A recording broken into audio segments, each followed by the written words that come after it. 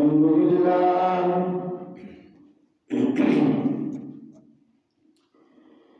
الحمد لله نحمده ونستعينه ونستغفره ونؤمن به ونتوكل عليه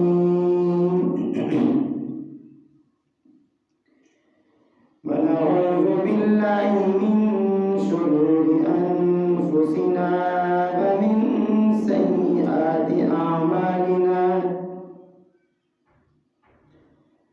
من يهده الله فلا مضل له ومن يضلله فلا هادي له ونشهد أن لا إله إلا الله وحده لا شريك له ونشهد أن سيدنا وسندنا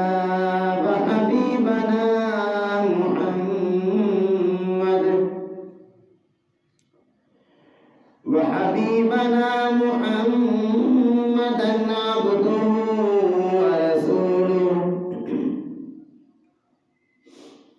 صلى الله تعالى عليه وعلى آله وأصحابه وبارك وسلم تسليما كثيرا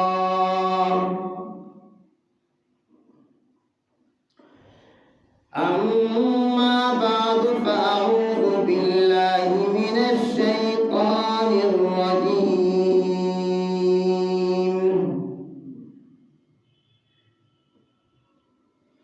بسم الله الرحمن الرحيم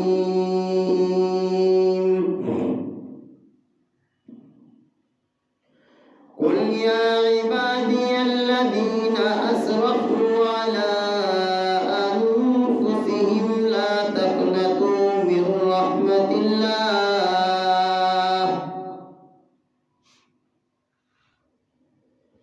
وقال تعالى في مقام آخر يا أيها الذين آمنوا توبوا إلى الله توبة نصوحا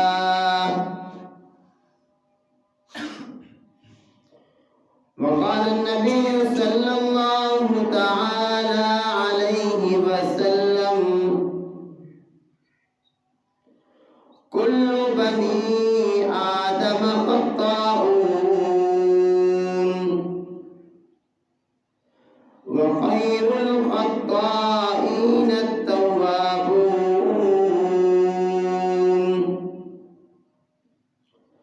وقال النبي صلى الله تعالى عليه وسلم التائب من الذنب كمن لا ذنب له أو كما قال عليه الصلاة والسلام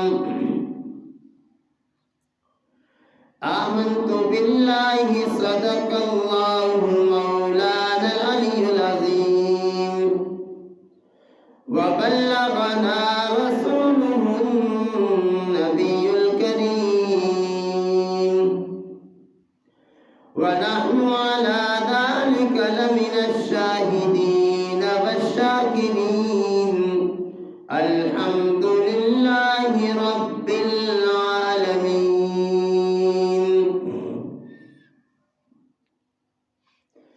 اللهم صل على محمد وعلى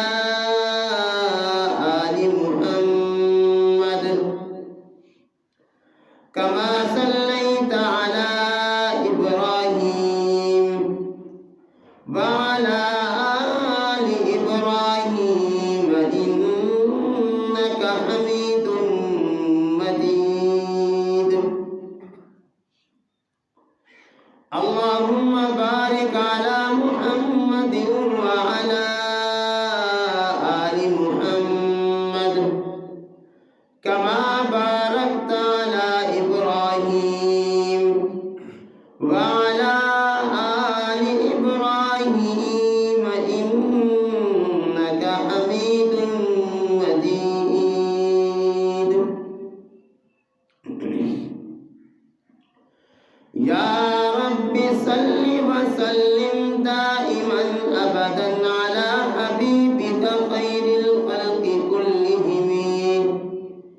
هو الحبيب الذي ترجى شفاعته لكل حول من الأحوال مقتحمين.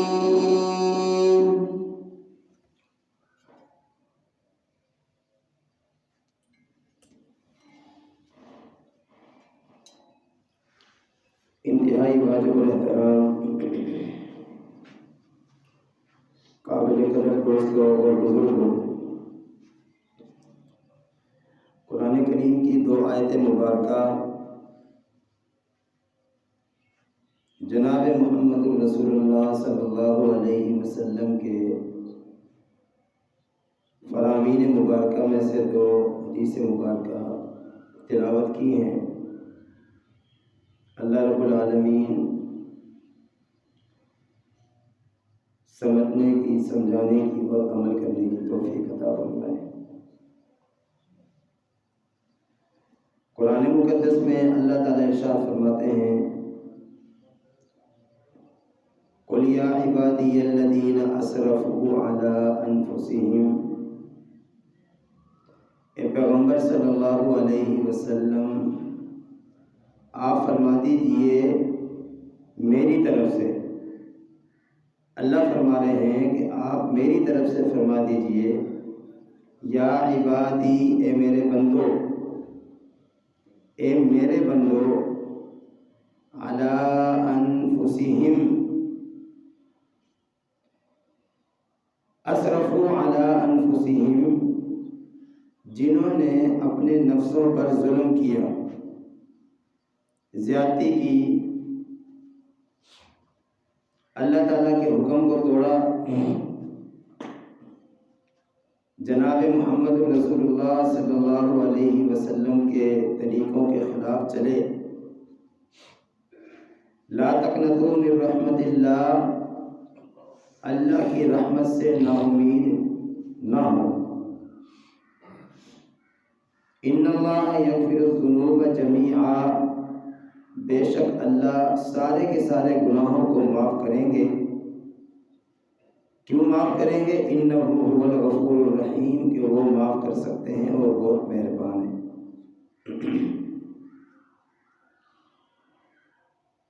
اگلی آیت مبارکہ میں فرمایا یا ایھا الذین آمنوا، اے ایمان والو، توبوا الی اللہ توبۃ نصوحا، توبہ کرو، پکی توبہ، مضبوط توبہ.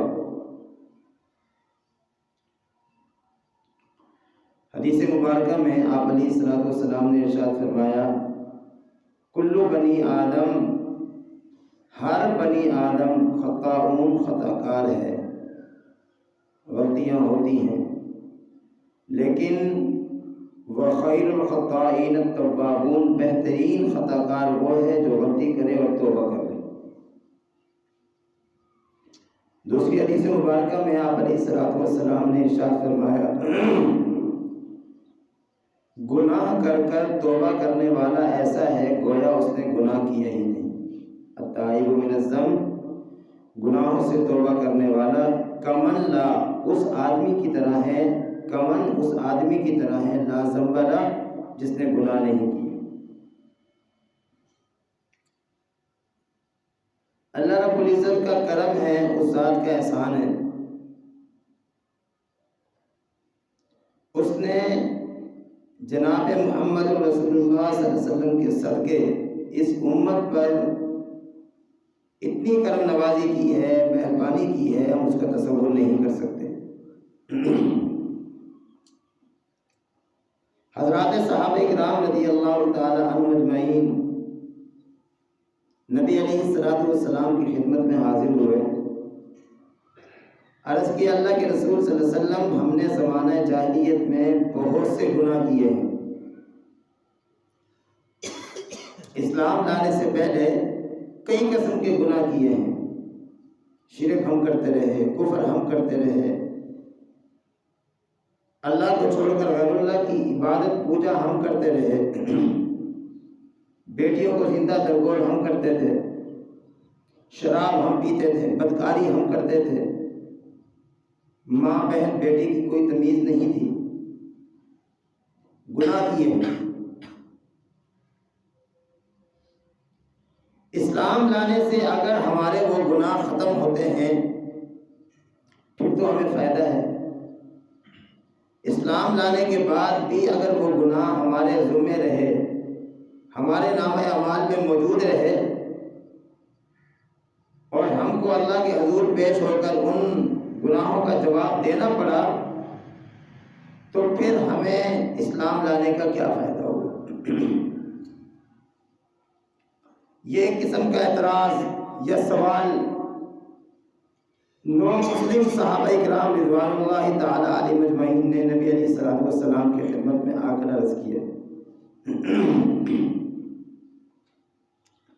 آپ علیہ السلام نے ارشاد فرمایا، اللہ ارشاد فرماتے ہیں، یہ قرآن پاک کی آیت ہے، اللہ براہ راست بھی یہ بات فرما سکتے تھے، لیکن اس آیت میں اللہ نے نبی علیہ السلام کی ذات اقدس کو واسطہ بنایا اور فرمایا کہ قل، اے پیغمبر صلی اللہ علیہ وسلم آپ فرما دیجیے۔ اللہ خود کہہ سکتے تھے لیکن کہا اے پیغمبر آپ فرما دیجیے تاکہ میرے بندے مطمئن ہو جائیں، ان کو تسلی ہو جائے، جو ایک قسم کی بے چینی اور گھبراہٹ کو محسوس کر رہے ہیں وہ ختم ہو جائے۔ اور انداز دیکھیے، اللہ نے فرمایا کہ آپ کہہ دیجیے میرے بندوں سے، یہ نہیں کہا کہ آپ اپنے امتیوں سے کہہ دیں، صحابہ کرام سے کہہ دیں، فرمایا کہیں آپ لیکن کہیں میرے بندوں سے۔ یہ بھی کہہ سکتے تھے کہ آپ بندوں سے کہہ دیجیے، لیکن فرمایا کہ میرے بندوں سے، یعنی محبت میں آ کر اللہ رب العزت نے ان بندوں کی نسبت اپنی طرف کی۔ جس طرح ایک باپ اپنے بچے کو کہتا ہے نا بیٹے، ایک باپ کہتا ہے میرے بیٹے، اب بیٹے میں محبت تو ہے لیکن میرے بیٹے میں محبت زیادہ ہے۔ اللہ نے یہ نہیں کہا اے پیغمبر صلی اللہ علیہ وسلم آپ فرما دیجیے بندوں سے، فرمایا کہ آپ فرما دیجیے میرے بندوں سے۔ اور بندے بھی کون سے؟ نیکوکار، ہاں جی، ایمان والے نیکوکار جو ہر وقت اللہ کی فرمانبرداری کرتے رہتے ہیں؟ نہیں، قرآن کی آیت کہہ رہی ہے الذین اسرفوا علی انفسہم، میرے ان بندوں سے آپ فرما دیجئے جنہوں نے اپنے نفسوں پر ظلم کیے، اسراف کیا، نافرمانی کی، کفر کیا، بدعات میں پڑھ کر زندگی گزاری، مجھے ناراض کرتے رہے، میرے حکموں کو توڑتے رہے، آپ کے طریقوں کو توڑتے رہے، آپ کے حکم اور آپ کی ہدایات تعلیمات کے خلاف زندگی گزارتے رہے، اسلام لانے سے قبل کفر اور شرک میں پڑے رہے، بتوں کی پوجا کرتے رہے، بچیوں کو زندہ درگور کرتے رہے، بدکاری کرتے رہے، زنا کرتے رہے، کسی بھی قسم کا کوئی بھی گناہ کیا ہو، اے محبوب صلی اللہ علیہ وسلم ان سے آپ کہتے ہیں کہ لا تقنطوا من رحمت اللہ، میری رحمت سے نا امید نہ ہو، پریشان نہ ہو، گھبرا نہ جائیں، مایوس نہ ہو جائیں، بلکہ جب تم اسلام لا چکے ہو، ایمان قبول کر چکے ہو، توبہ کر چکے ہو، نافرمانی سے توبہ کر چکے ہو، گناہ ہوتے ہیں نا، کہ گناہ ہوتے ہیں، ہم سے ہوتے ہیں، گناہ کر کر توبہ کر چکے ہو تو ان اللہ یغفر الذنوب جميعا، اللہ تعالیٰ تمہارے سارے گناہوں کو معاف فرما دیں گے۔ وہ گناہ نافرمانی کی صورت میں ہو، وہ گناہ بدعت کی صورت میں ہو، وہ گناہ کفر کی صورت میں ہو، اگر شرک کیا توبہ کر لی ہے تو وہ گناہ گناہ شرک کی صورت میں ہو، کسی بھی صورت میں ہو، میرے اللہ فرماتے ہیں اے نبی کریم صلی اللہ علیہ وسلم آپ اپنی رحمت والی زبان سے محبت بھرے انداز میں ان موجودہ مسلمان یعنی صحابہ کرام کو اور قیامت تک آنے والا جو بھی آپ کا کلمہ گو مسلمان آپ کا امتی ہوگا اس کو میرا یہ پیغام دے دیجیے کہ میرے اللہ فرماتے ہیں کہ میری رحمت سے نا امید مت ہو، امید مت چھوڑیں، مایوس نہ ہو، میں اگر تم توبہ کرو گے تمہارے سارے گناہوں کو معاف کر دوں گا۔ اور معاف کیوں کروں گا؟ انہ هو الغفور الرحیم، اس لیے معاف کروں گا کہ میں معاف کر سکتا ہوں، میں معاف کرنے پر قادر ہوں، مجھ سے کوئی پوچھ نہیں سکتا، یہ سوال نہیں کر سکتا کہ اللہ وہ تو اتنا گنہگار تھا آپ نے اس کو کیوں معاف کر دیا، وہ تو فلاں فلاں جرم کیا کرتا تھا آپ نے اس کو کیوں معاف کر دیا۔ نہیں، یہ سوال مجھ سے کوئی نہیں کر سکتا، میں جب کسی کو معاف کروں گا تو مجھ سے کوئی پوچھ نہیں سکتا۔ انہ هو الغفور الرحیم، اور میں معاف کرنے والا ہوں اس لیے کہ میں بہت زیادہ مہربان ہوں۔ دوسری آیت مبارکہ اللہ فرماتے ہیں یا ایھا الذین آمنوا، اے ایمان والو، توبوا الی اللہ توبۃ نصوحا، توبہ کرو پکی توبہ، توبہ کرو مضبوط توبہ۔ دو شرطیں بیان فرمائی، فرمایا کہ وَأَنِيبُوا إِلَىٰ رَبِّكُمْ، ایسی توبہ کرو کہ اپنے رب کی طرف متوجہ ہو جاؤ، جو گناہ ہو گئے ان کو ایک دم چھوڑ دو۔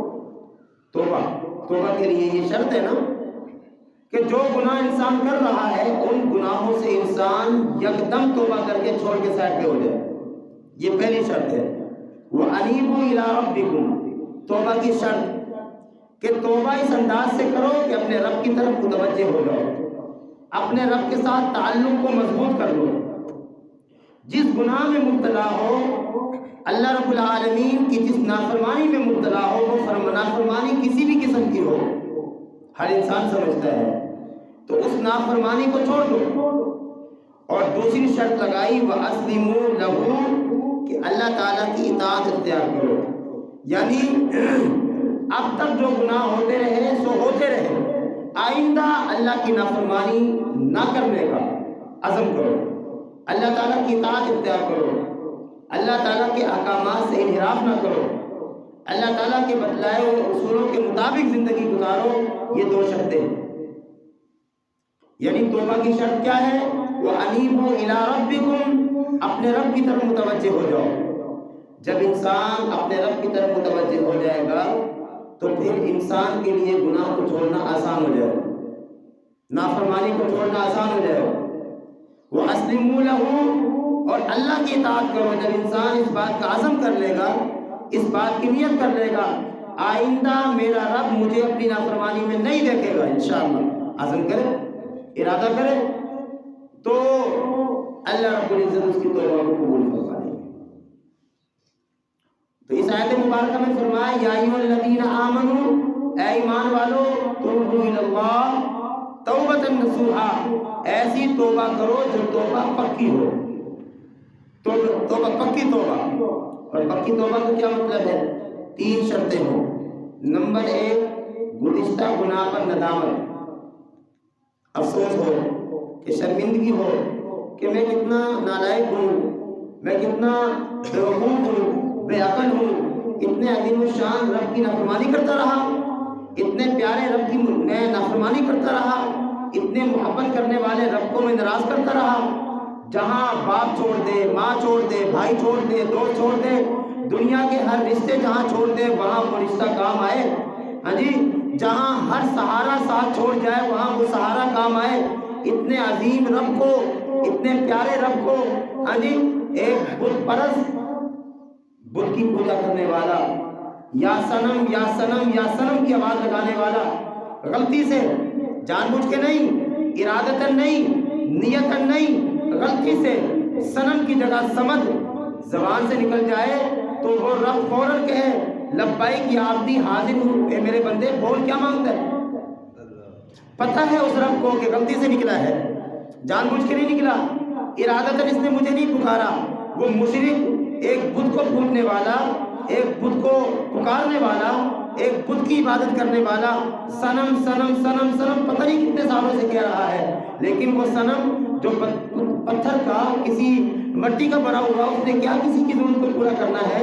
لیکن یہ مشرک، ایک شرک کرنے والا، غلطی سے اس کی زبان سے سمد نکلے، سمد میرے اللہ کا نام ہے اور اس کا معنی ہے بے نیاز۔ ہاں جی، معنی بھی کتنا عجیب ہے، بے نیاز، زبان سے نکلا سمجھ، اللہ فوراً کہتے ہیں لبیک یا عبدی، حاضر ہو میرے بندے، بول کیا مانگتے ہیں۔ اس قدر محبت کرنے والا اللہ، اس قدر پیار کرنے والا اللہ، 70 ماؤں سے زیادہ محبت کرنے والا اللہ، سمجھ آ رہی ہے؟ 70 ماؤں سے، 70 ماں، ایک ماں سے 70 گنا زیادہ پیار کرنے والا اللہ، اور ہم اس اللہ کی کھا کر، اس اللہ کا پی کر، اس اللہ کی زمین پہ رہ کر، اس اللہ کے آسمانوں کے نیچے رہ کر اسی اللہ کو ناراض کریں، یہ تو بیوقوفی ہے، یہ تو نالائکی ہے، یہ تو عقل مندی نہیں ہے۔ اللہ فرماتے ہیں یا ایھا الذین آمنوا، اے ایمان والو، توبوا الی اللہ توبۃ نصوحا، پکی توبہ۔ پکی توبہ میں 3 شرطیں۔ پہلی شرط کہ گزشتہ گناہوں پر ندامت، دوسری شرط آئندہ اس گناہ کے نہ کرنے کا عزم کہ یا اللہ گناہ ہو گیا آئندہ نہیں ہوگا۔ حضرت تھانوی رحمہ اللہ کے خلیفہ تھے بابا نجم حسن، اور مفتی تقی عثمانی صاحب دامت برکاتہ العالیہ، بہت بڑے مفتی ہیں، مفتی اعظم پاکستان ہیں، شیخ الاسلام ہیں، اللہ رب العزت نے بڑی صفات سے نوازا ہے۔ وہ فرماتے ہیں، انہوں نے کتاب میں لکھا ہے کہ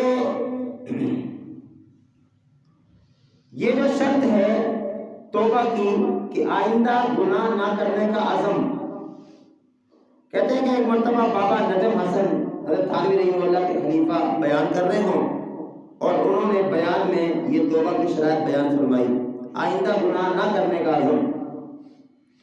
کہتے ہیں میں بھی بیان میں موجود تھا، حاضر تھا، میں نے حضرت سے سوال کیا کہ حضرت ہم جب گناہ کرتے ہیں اور توبہ کرتے ہیں، تو جب توبہ کر رہے ہوتے ہیں تو اگرچہ ہم کہہ رہے ہوتے ہیں کہ آئندہ گناہ نہیں کریں گے، لیکن دل میں نا وسوسے پیدا ہو رہے ہوتے ہیں، خیالات پیدا ہو رہے ہوتے ہیں۔ ہاں جی، انسان کے دل میں شیطان مختلف قسم کے وسوسے ڈال رہا ہوتا ہے۔ تو فرماتے ہیں کہ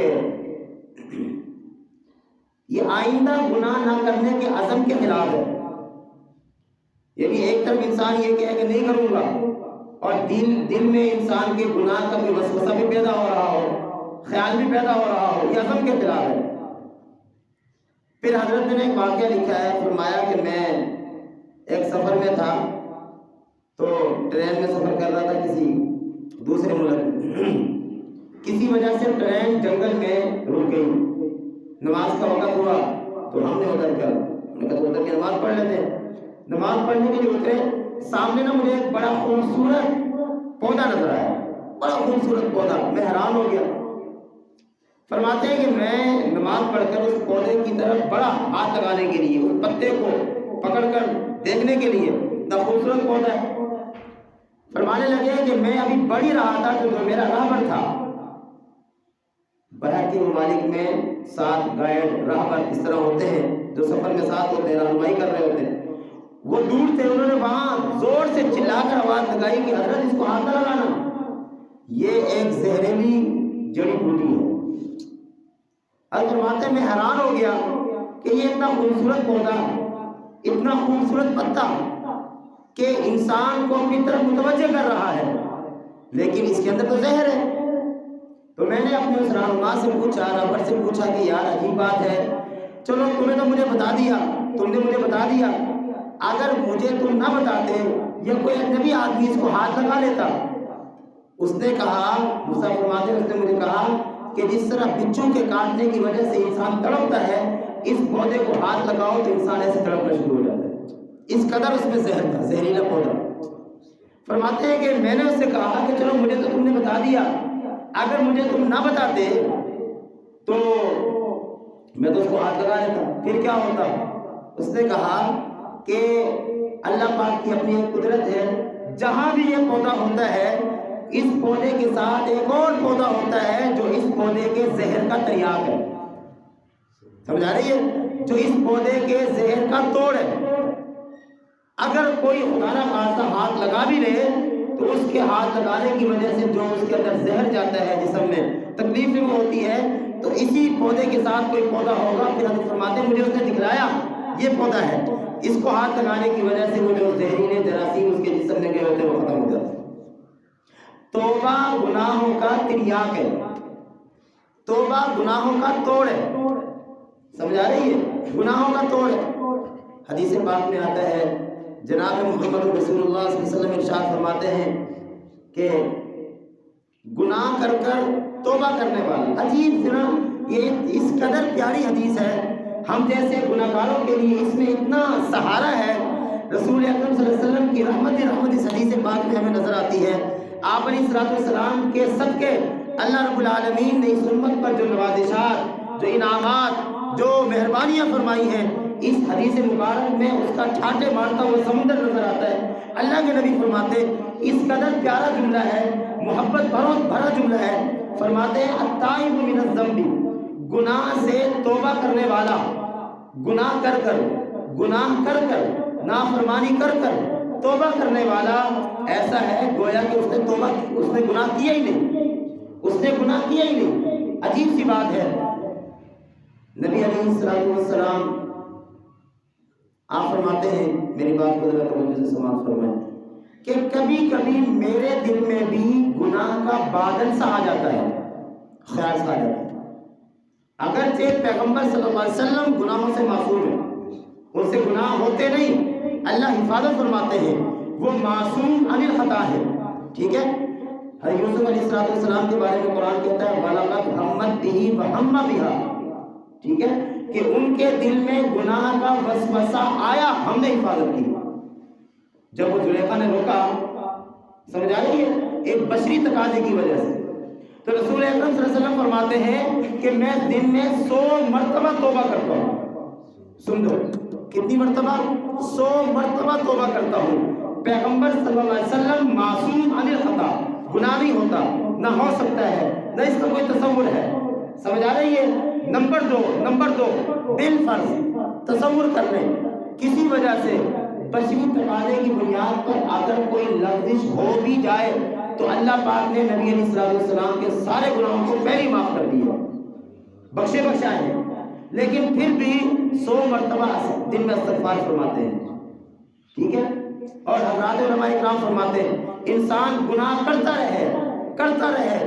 رہے توبہ کر لے، اللہ تعالیٰ سارے گناہوں کو ایک مرتبہ دل سے اگر وہ یوں کہہ دے اللہ معاف کر دے. اس قدر یہ گناہوں کا تریاق ہے، گناہوں کا توڑ ہے. اور ایک اور حدیث مبارکہ جناب نبی کریم صلی اللہ علیہ وسلم ارشاد فرماتے ہیں کل بنی آدم، ہر بنی آدم علیہ السلام سے لے کر قیامت تک سوائے انبیاء علیہ السلام کے، ان کی جماعت اس سے مستثنا ہے، ہر بنی آدم خطا کار ہے، غلطیاں ہوتی ہیں، گناہ ہوتے ہیں. لیکن عجیب سا جملہ ہے وَخَيْرُ الْخَطَّائِينَ التَّوَّابُونَ، بہترین خطا کار وہ ہے جو توبہ کرے. سمجھ رہے ہیں؟ بہترین گناہ کرنے والا، یار گناہ کرنے والا بھی بہترین ہوتا ہے. اس جملے میں گناہگار کے لیے پیغمبر صلی اللہ علیہ وسلم کی زبان مبارک سے تسلی ہے کہ پریشان نہ ہونا، نا امید نہ ہو جانا، مایوس نہ ہو جانا. گناہ ہو گئے، انسان یہ سوچے کہ اتنے گناہ ہو گئے اللہ کیسے معاف کریں گے؟ نہیں، دن میں 100 مرتبہ گناہ ہوں، 100 مرتبہ توبہ کرو، اللہ معاف کرو. اللہ کے ہاں توبہ. اور حدیث پاک میں آتا ہے، عجیب بات ہے کہ انسان اور فرشتوں میں عبادت کے حوالے سے اعلیٰ کون ہے؟ عبادت کے حوالے سے انسان کہاں سے آ گیا؟ فرشتہ.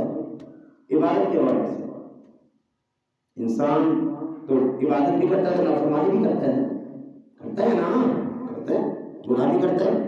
کیا انسان ہر وقت عبادت کرتا ہے؟ فرشتہ ہر وقت عبادت. جو فرشتہ رکوع میں ہے وہ رکوع میں، جو سجدے میں ہے وہ سجدے میں، جو قیام میں ہے وہ قیام میں. جو اس کے ذمے میرے اللہ نے لگایا وہ اس کی نافرمانی نہیں کرتا. لیکن فرشتے کا مقام زیادہ انسان کا، مقام انسان کا زیادہ، مقام انسان کا زیادہ ہے.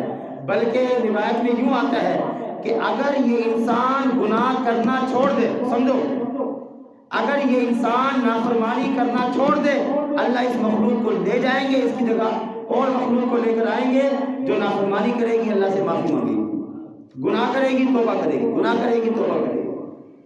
سمجھ رہے ہو؟ یعنی اگر یہ انسان نافرمانی کرنا چھوڑ دے، گناہ کرنا چھوڑ دے، تو فرشتے گناہ کرتے؟ بولو، فرشتے گناہ کرتے؟ فرشتے عبادت کرتے رہتے ہیں نا.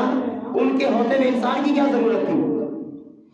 سوچو، فرشتے جو کہ ہر وقت عبادت کرتے ہیں، گناہ نہیں کرتے، تو ان فرشتوں کے ہوتے ہوئے انسان کی کیا ضرورت تھی؟ سمجھ رہے ہیں؟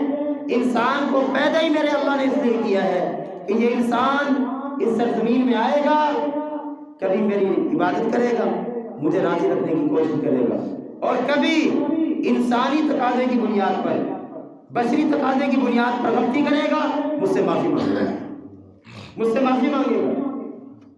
اسی لیے حدیث پاک میں یہ جملہ رسول اکرم صلی اللہ علیہ وسلم نے ارشاد فرمایا کہ کل بنی آدم خطاء، ہر بنی آدم خطا کار ہے، وخیر الخطائین التوابون، اور بہترین خطا کار کون ہے؟ جو گناہ کرے اور گناہ کر کے توبہ کرے. اس لیے یہاں نا دو فرشتے بیٹھے ہیں، ان کو کیا کہتے ہیں؟ منکر نکیر. صحیح جواب ہے؟ کرام الکاتبین. منکر نکیر تو وہ فرشتے ہیں جو قبر میں ہوں گے. سمجھ آ رہی ہے؟ یہاں جو فرشتے بیٹھے ہیں ان کا نام کیا ہے؟ کرام الکاتبین. ان دو فرشتوں میں ایک فرشتہ امیر ہے، میری بات سمجھیں، ایک فرشتہ امیر ہے. کون سا فرشتہ امیر ہے؟ جس کے ذمہ نیکیاں لکھنی ہیں. نیکی لکھنے والا فرشتہ امیر ہے اور دوسرا فرشتہ اس کے ماتحت ہے.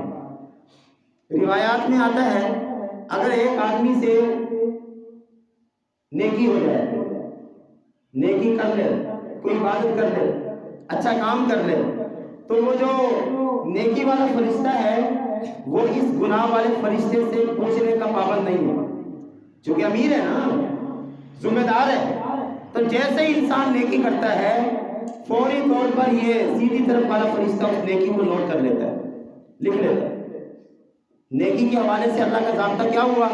جیسے انسان نیکی کرے گا اللہ تعالیٰ کی طرف سے وہ نیکی والا فرشتہ اس کو نوٹ کر لے. ایک بات یہ ہے.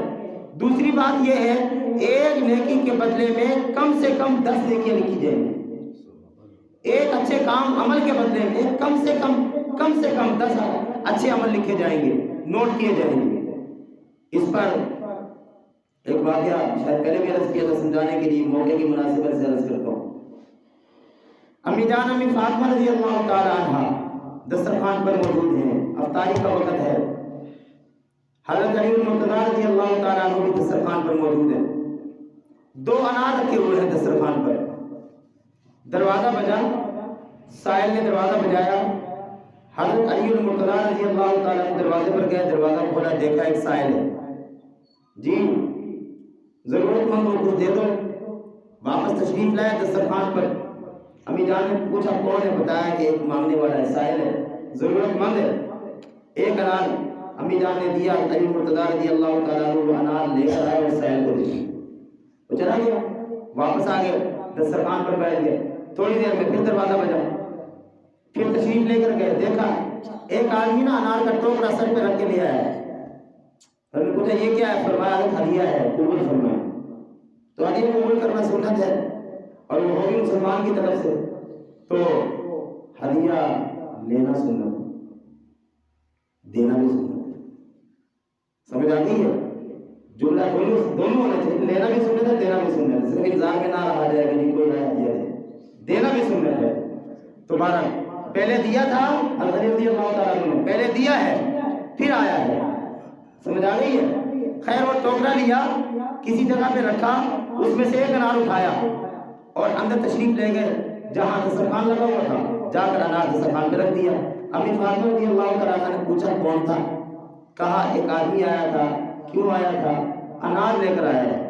اب سمجھو امی فاطمہ رضی اللہ تعالیٰ عنہ فرماتی ہے کہ ایک لایا تھا، ایک انار لایا تھا. آپ جو ایک لے کر آئے ہیں ایک انار لایا تھا. حضرت علی المرتضیٰ رضی اللہ تعالیٰ عنہ حضرت فاطمہ رضی اللہ تعالیٰ عنہ سے پوچھتے آپ کو کیسے پتہ چلا کہ انار ایک نہیں زیادہ آئے ہیں؟ میں اس پر یہ بات عرض کر رہا ہوں کہ امی فاطمہ رضی اللہ تعالیٰ عنہ فرماتی ہیں میرے محبوب میرے ابا جی نے بھی فرمایا اور قرآن پاک کا بھی فیصلہ ہے کہ ایک نیکی کے بدلے میں کم سے کم اللہ وتلک الایام کم سے کم اللہ 10 گنا بڑھا کر دیتے ہیں. 10 گنا کم سے کم 10 گنا بڑھا کر دیتے ہیں. زیادہ کی تو کوئی حد نہیں ہے. ہم نے اللہ کے راستے میں ایک انار دیا تھا، اس کے بدلے میں کم سے کم 10 تو آنے چاہیے تھے. سمجھ رہے ہیں؟ ایمان کی بات ہے، یقین کی بات ہے، سمجھ آ رہی سوچ کی بات ہے. تو اللہ کا ضابطہ نیکی کے حوالے سے یہ ہے کہ ایک نیکی پر اللہ کم سے کم 10 لکھواتے ہیں. اور گناہ کے حوالے سے ضابطہ کیا ہے؟ گناہ کے حوالے سے ضابطہ یہ ہے کہ جب کوئی آدمی گناہ کرتا ہے تو جو یہ گناہ لکھنے والا فرشتہ ہے نا، یہ اپنے امیر سے پوچھتا ہے کہ امیر صاحب لکھ لوں، گناہ کیا ہے لکھ لوں. امیر صاحب فرماتے ہیں ٹھہر جاؤ. نیکی کے حوالے سے یہ اصول نہیں ہے، نیکی کرو تو فوراً لکھ لی جائے گی.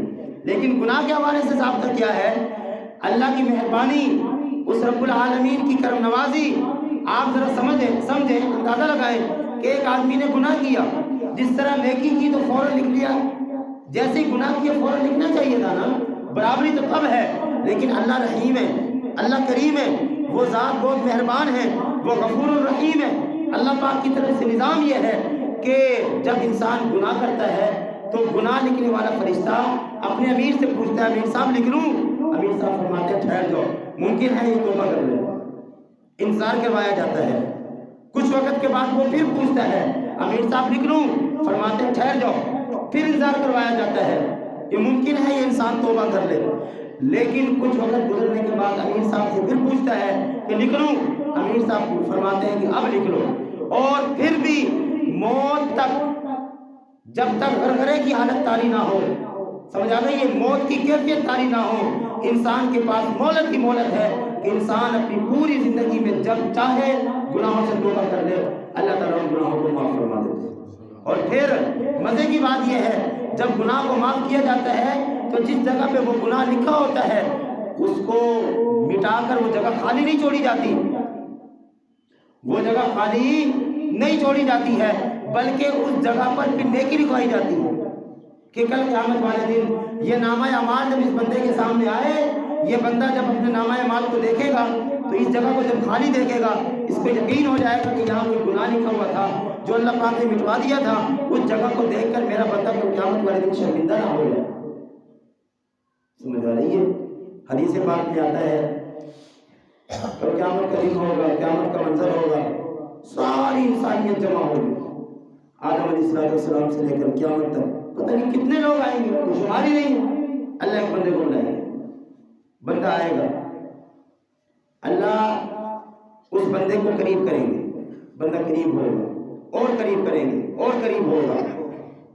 سمجھانے کے لیے رسول اکرم صلی اللہ علیہ وسلم نے ارشاد فرمایا کہ اللہ رب العزت اس بندے کے کندھے پہ ہاتھ رکھیں گے. سمجھ رہے ہیں؟ اللہ ہاتھوں سے پاک ہے، اللہ وجود سے پاک ہے. سمجھ لیں یہ عقیدہ ہے. اللہ کا جسم نہیں ہے، اللہ جسم سے پاک ہے، جسم کو فنا ہے، جسم کو فنا ہے اور اللہ کو فنا نہیں، اللہ کو تو بقا ہی بقا ہے. اللہ جسم سے پاک ہے. یہ ہمیں اور آپ کو سمجھانے کے لیے بتلایا گیا، انسان کو سمجھایا. انسان وہی بات سمجھ سکتا ہے نا جو اس کے ذہن اور عقل کے معیار کے مطابق ہو. جو بات اس کے عقل کے معیار سے اونچی ہو وہ کیا سمجھے گا؟ سمجھانے کے لیے فرما رہے ہیں کہ اللہ اس بندے کے کندھے پہ ہاتھ رکھیں گے، اس کو بالکل قریب کریں گے، پوچھیں گے میرے بندے فلاں گناہ کیا تھا؟ اللہ کیا تھا. فلاں گناہ کیا تھا؟ اللہ کیا تھا. اللہ گناہ کے معنی شروع کریں گے. حدیث پاک میں آتا ہے کہ بندے کے دل میں آئے گا اتنے سارے گناہ میں تو مارا گیا. یعنی اللہ کے اس انداز پر بندہ حیران ہو جائے گا، پریشان ہو جائے گا کہ اللہ مجھے گناہ گنواتے جا رہے ہیں اور بندہ اقرار کر رہا ہے، انکار بھی نہیں کر رہا، وہ گناہ کیے جو ہیں. اللہ تعالیٰ اس کے کان میں فرمائیں گے میرے بندے تو نے دنیا میں گناہ کیے، میں نے پردہ ڈالا، تو نے دنیا میں گناہ کیے، میں نے ستائی کی، کسی کو نہیں بتایا. تو جب دنیا کے اندر گناہ تو نے کیے، میں نے پردہ ڈالا، تو آج بھی میں تجھے رسوا نہیں کرتا، تیرے گناہوں کو میں لوگوں کے سامنے ظاہر نہیں کرتا، میں تیرے عیبوں میں پردہ ڈالتا ہوں، جا جنت میں چلے جا. یہ معاملہ ہوگا بندے کے ساتھ. میں نے جو آیت پڑھی، اللہ فرماتے ہیں یا ایھا الذین آمنوا توبوا الی اللہ، اے ایمان والو توبہ کرو، توبۃ نصوحا، پکی توبہ. اچھا جب پکی توبہ کر لیں گے کیا ہوگا؟ عسیٰ ربکم ان یکفر عنکم سیئاتکم. جب توبہ کر لیں گے کیا ہوگا؟ اللہ فرماتے ہیں کہ پھر اس توبہ کے نتیجے میں اللہ تعالیٰ تمہارے گناہوں کے لیے اس توبہ کو کفارہ بنا دیں گے. تمہارے گناہوں کے لیے اس توبہ کو دریافت بنا دیں گے. وہ تمہارے گناہوں کے سارے اثر کو زائل کر دیں گے. اور پہلا فائدہ یہ ہوگا توبہ کا، عسیٰ ربکم ان یکفر عنکم سیئاتکم. دوسرا فائدہ وَيُدْخِلُكُمْ جَنَّاتٍ تَجْرِی مِن تَحْتِہَا الْأَنْہَارُ. اللہ پھر اس انسان کو جس کے گناہوں کو اللہ معاف کر دیں گے اس کو جنت میں داخل فرمائیں گے. اور جنت کیسی ہوگی؟ جنات تجری، اس جنت میں باغات ہوں گے، باغات کے نیچے نہریں چل رہی ہوں گی، تجری من تحتہا الانہار. آپ سمجھتے ہیں زمیندار ہیں کہ زمین کے لیے پانی کتنی بنیادی چیز ہے، کتنی ضروری چیز ہے. عالیشان زمین ہو، عالیشان فصل ہو، پانی نہ ہو تو فصل کس کام کی ہے اور وہ زمین کس کام کی ہے؟ سمجھ آ گئی ہے؟ اللہ فرماتے ہیں کہ توبہ کرنے والا جب پکی توبہ کر لیتا ہے، اللہ اس توبہ کے نتیجے میں اس کے گناہوں کے لیے اس توبہ کو کفارہ بنا دیتے ہیں. اور نا عجیب سا نظام ہے اللہ پاک کا. میری بات سمجھیں، ایک حدیث پاک میں آتا ہے، ذرا توجہ دیں. ایک کلمہ ہے، چوتھا کلمہ. اب اگر میں انتہائی معذرت کے ساتھ، میں جب اس طرح کے سوال کرتا ہوں نا، میرا مقصد یہ نہیں ہوتا کہ کوئی بےعزتی یا اس طرح کا اللہ تعالیٰ معاف کرے، ہرگز مقصد نہیں ہوتا، صرف احساس دلانا مقصد ہوتا ہے. چوتھا کلمہ ہم میں سے شاید کسی ساتھی کو آتا ہو، انتہائی معذرت کے ساتھ. بس پہلا کلمہ ہم پڑھ لیتے ہیں، اور وہ بھی ماں کی گود سے مل گیا ہے ہمیں. اس پہلے کلمے میں بھی ہماری ذاتی کوئی محنت نہیں ہے، سمجھ رہے ہیں؟ کیونکہ یہاں ہم آپس میں بیٹھے ہیں نا، ایک دوسرے کی خامی آپس میں تو ایک دوسرے کو بتلائی جا سکتی ہے نا. کوئی عیسائی بیٹھا ہوتا ہے، کوئی ہندو بیٹھا ہوتا ہے تو پھر شاید اچھا نہ ہوتا ہے کہ دوسروں کے سامنے ہمارا ایک کیوں ظاہر ہو. ہم تو سب آپس میں ہی بیٹھے ہیں، ایک ہی مرض کے ہم مریض ہیں. تو شاید کسی کو چوتھا کلمہ آتا ہو. اب آپ ذرا سمجھیں، میں چوتھا کلمہ پڑھنے لگا ہوں، ٹائم نوٹ فرمائیں، اور اس کلمے کے پڑھنے پر ملتا کیا ہے اس کو نوٹ فرمائیں. چوتھا کلمہ لا الہ الا اللہ وحدہ لا شریک لہ لہ الملک و لہ الحمد یحیی و یمیت وہو حی لا یموت ابدا ابدا ذو الجلال والاکرام بیدہ الخیر وہو علی کل شیء قدیر. یہ چوتھا کلمہ ختم ہو گیا. تاجر ہونا، تاجر کہتا ہے 1 روپے کے بدلے میں 1 روپے اور آئے تو یہ بہترین تجارت ہے. 100% نفع ہو تو یہ بہترین تجارت ہے، وہ بہترین تاجر ہے. وہ کام بہترین ہے جس میں جو ہے نا 1 روپے خرچ کرے تو 1 روپے مل جائے، 100 خرچ کرے تو 100 مل جائے. ذرا سنو، رسول اکرم صلی اللہ علیہ وسلم فرماتے جو آدمی بازار جائے اور بازار جاتے ہوئے چوتھے کلمے کو پڑھ لے، 10 لاکھ نیکی عطا فرماتے ہیں اللہ، 10 لاکھ گناہوں کو معاف فرماتے ہیں اللہ، 10 لاکھ درجات کو بلند فرماتے ہیں اللہ. کتنا وقت لگا ہے، کتنا وقت لگا. اور ہم میں سے ہر آدمی تقریباً روزانہ، بعض دوستوں ایسے کئی بار جاتے ہوں گے ضرورت کے لیے.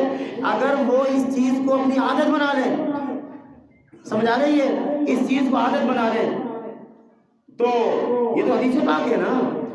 ایک کلمے کے پڑھنے پر جا رہے ہیں بازار اپنی ضرورت کے لیے، میں کیا کہہ رہا ہوں، بازار جا رہے ہیں اپنی ضرورت کے لیے، کوئی چیز خریدنے کے لیے، کوئی چیز لینے کے لیے، لیکن وہ کام جو میری ضرورت ہے اگر میں اس کام کو پیغمبر کے طریقے کے مطابق کروں.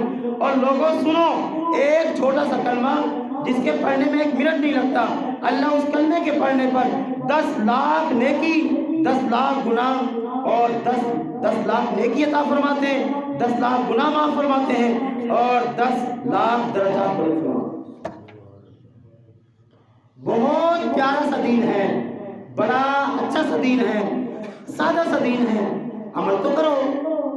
سمجھ آ رہی ہے؟ اپناؤ تو صحیح۔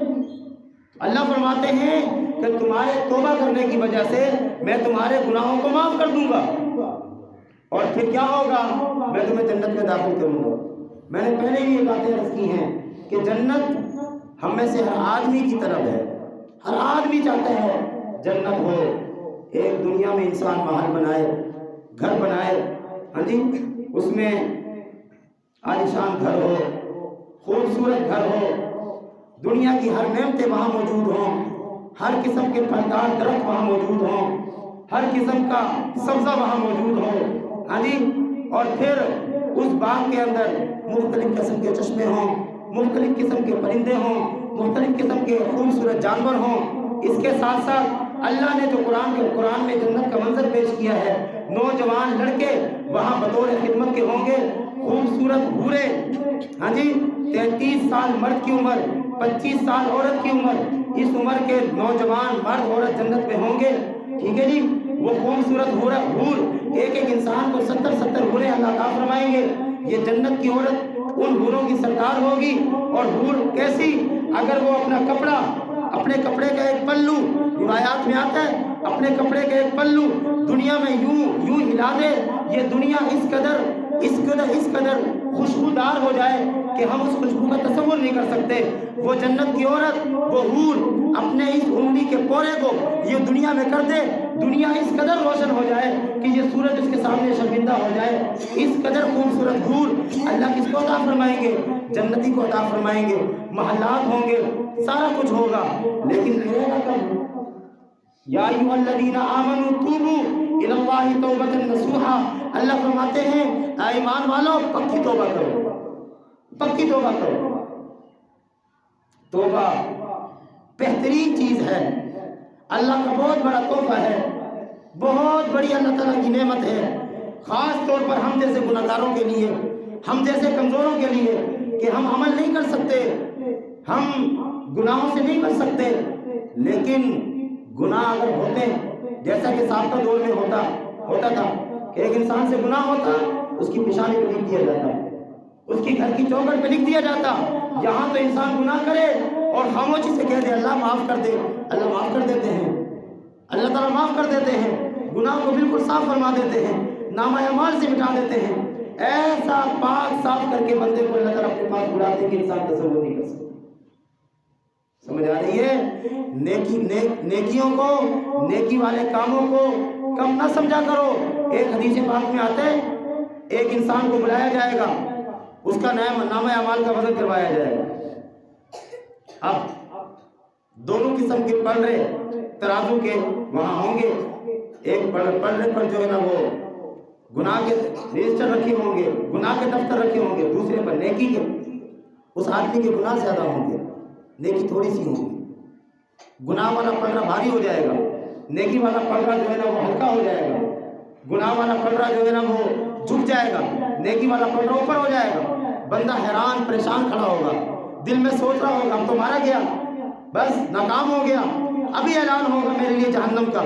اسی شش و پن میں ہوگا، اسی خیال میں گم ہوگا۔ اچانک روایت میں آتا ہے، حدیث پاک میں آتا ہے، اچانک ایک تھیلی، سمجھو ایک تھیلی نیکی والے پلڑے میں آ کر گرے گی، وہ تھیلی گرنے کی دیر ہوگی، نیکی والا پلڑا بھاری ہو جائے گا، بندہ آنکھیں بند کر کر ایک تصور میں ہوگا پتہ نہیں میرے ساتھ اب کیا ہونا ہے، کیا ہونا ہے، کیا ہونا ہے، اسی خیال میں ہوگا۔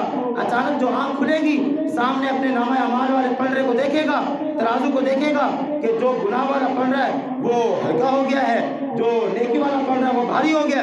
اچانک جو یہ منظر دیکھے گا، اچانک خوشی سے رو پڑے گا، اللہ سے پوچھے گا میرے اللہ میں سوال کرنے کی جرات تو نہیں کر سکتا، میری مجال نہیں ہے، میری اوقات نہیں ہے کہ میں آپ سے سوال کروں، لیکن اے اللہ میں آپ کا بندہ ہوں، آپ میرے رب ہیں، ذرا بتا دیجیے یہ ہوا کیا ہے، یہ کیا ماجرا ہے۔ اللہ فرمائیں گے ذرا سنو، اللہ فرمائیں گے اے میرے بندے تو اپنے ایک مسلمان بھائی کو دفن کرنے کے لیے قبرستان گیا، اس مسلمان بھائی کی میت کو قبر میں رکھا گیا اور سلے پہ رکھ دی گئی، ضابطہ یہ ہے، سنت یہ ہے، طریقہ یہ ہے کہ جب کسی میت کو قبر میں رکھ کر سلیب کو رکھنے کے بعد مٹی ڈالی جائے تو مٹی ڈالنے سے پہلے 3 مرتبہ مٹی بھرو، اور قرآن پاک کی 16ویں پاری کی آیت ہے، پہلی مٹی اٹھاؤ اور اس قبر پہ ڈالو، پڑھو منہا خلقناکم، دوسری مٹی اٹھاؤ اس قبر پہ ڈالو، پڑھو منہا نعیدکم، تیسری مٹی اٹھاؤ اس قبر پہ ڈالو، پڑھو ومنہا نخرجکم تارۃ اخری۔ اس آیت کا ترجمہ منہا خلقناکم، اللہ فرماتے اسی مٹی سے پیدا کیا ہے، ومنہا نعیدکم، اسی مٹی میں تمہیں لٹایا جا رہا ہے، ومنہا نخرجکم تارۃ اخری، کل قیامت والے دن دوبارہ اسی مٹی سے تمہیں اٹھایا جائے گا۔ اللہ فرمائیں گے اے میرے بندے، یہ تیری وہ مٹی ہے جو تو نے اپنے مسلمان بھائی کی قبر پہ ڈالی تھی، میں نے تو تیری اس مٹی کو بھی محفوظ کر لیا کہ میرے بندے کے کل قیامت والے دن کام آئے گی۔ اللہ تعالیٰ چھوٹی سی نیکی کو میرے لیے محفوظ کرے، وہ نیکیاں جو بڑی بڑی ہے وہ اللہ تعالیٰ کس طرح محفوظ نہیں کریں گے؟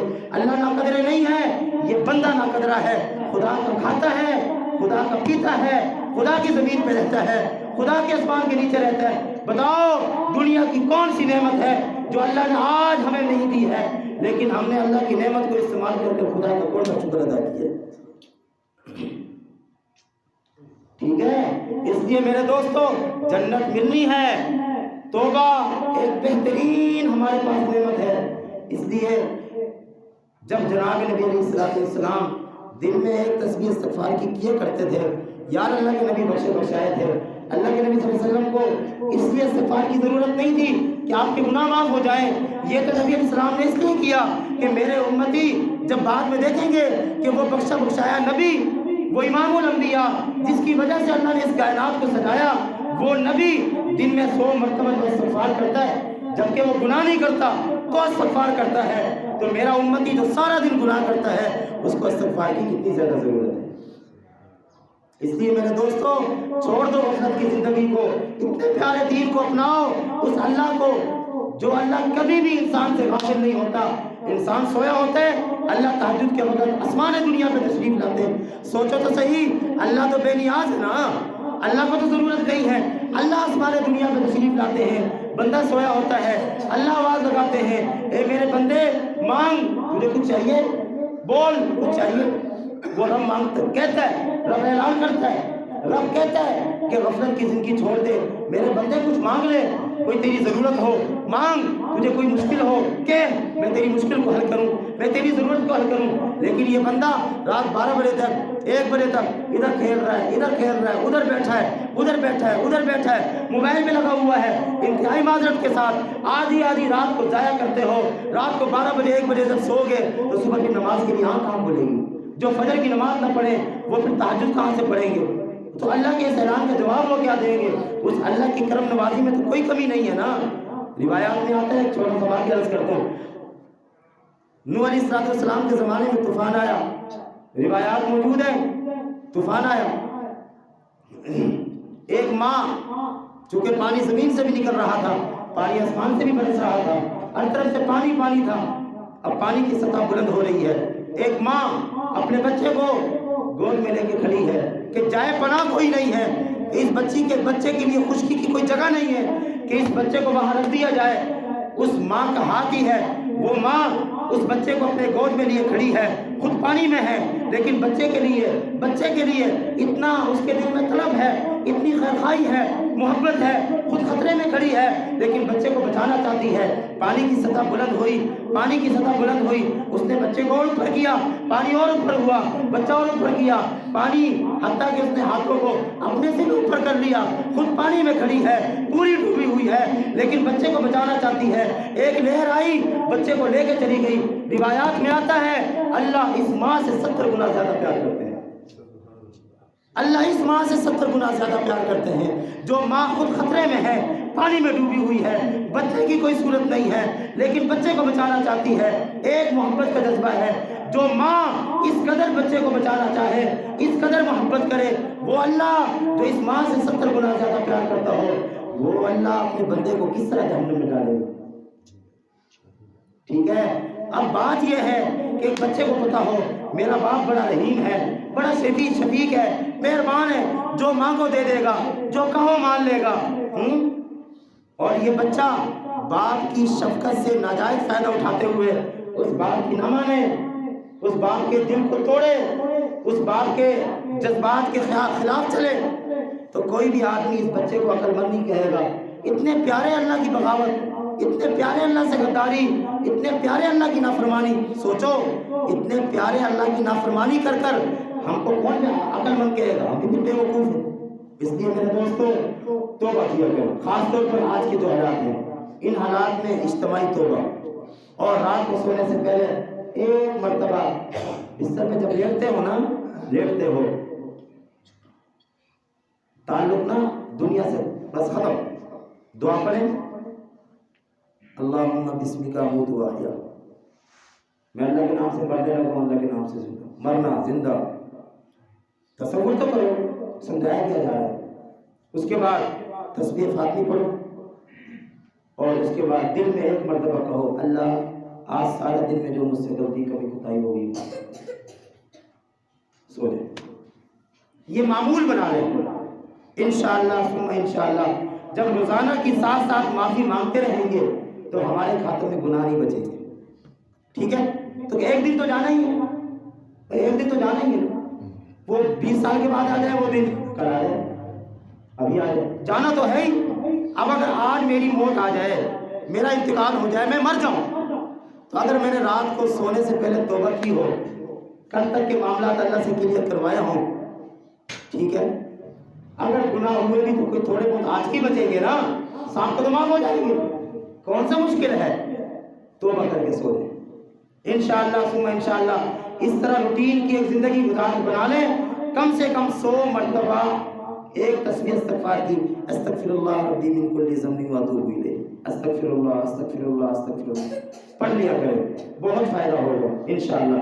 اللہ کے غصے کو ٹھنڈا کرنے کی سب سے بہترین چیز استغفار ہے۔ اللہ پاک جو کچھ کہا سنا ہم سب کو اس پر عمل کرنے کی توفیق عطا فرمائے۔ سن دیا